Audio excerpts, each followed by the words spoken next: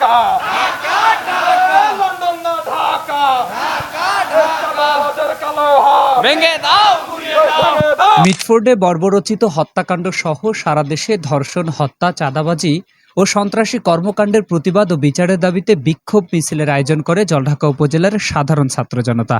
এখানে বক্তারা বিএনপির বিভিন্ন অপকর্মের সমালোচনা করে চাঁদাবাজি, হত্যার বিরুদ্ধে হুঁশিয়ারি দেন। বক্তারা আরো বলেন, ইন্টারিম বিএনপির কাছে নতজানু হয়ে আছে এবং প্রশাসনের ব্যাপক সমালোচনা করে স্বরাষ্ট্র উপদেষ্টাকে ব্যর্থ ঘোষণা করেন।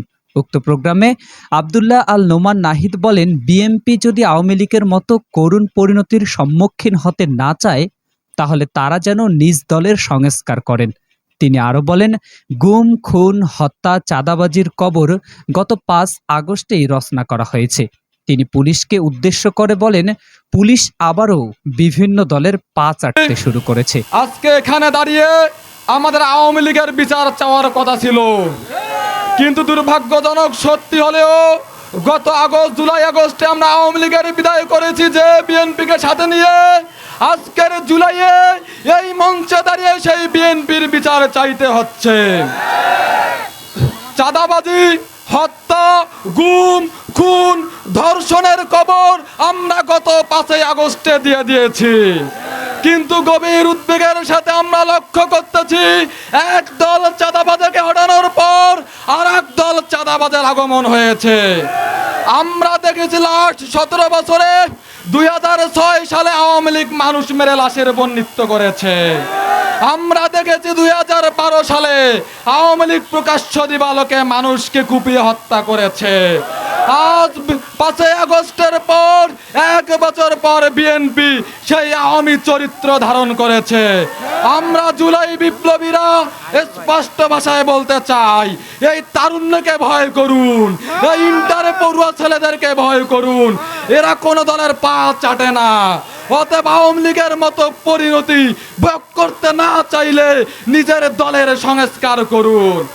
আমরা ইন্টারিমকে বলতে চাই, আপনি লন্ডনে গিয়ে বিএনপির সাথে যৌথ বিবৃতি দেন, কিন্তু চাঁদাবাজদের বিচারের বেলায় আপনাদের যৌথ বিবৃতি আসে না কেন? বিএনপি কেন চাঁদাবাজিকে নিজের দলের কর্মী হিসাবে স্বীকার করে না?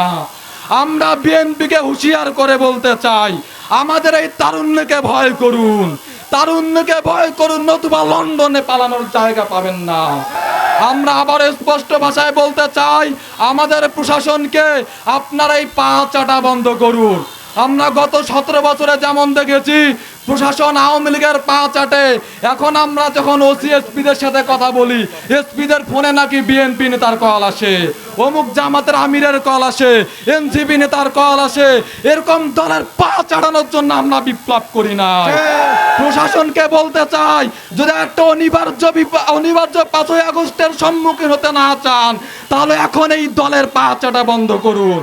আবার ওই বিপ্লবীদেরকে আগামী দিনের যে কোনো কর্মসূচিতে অংশগ্রহণ করার আহ্বান জানিয়ে এছাড়াও উক্ত প্রোগ্রামে বক্তব্য রাখেন হাবিব আহসান, আব্দুল হাকিম সাবু ও মোহাম্মিনুর রহমান সানা।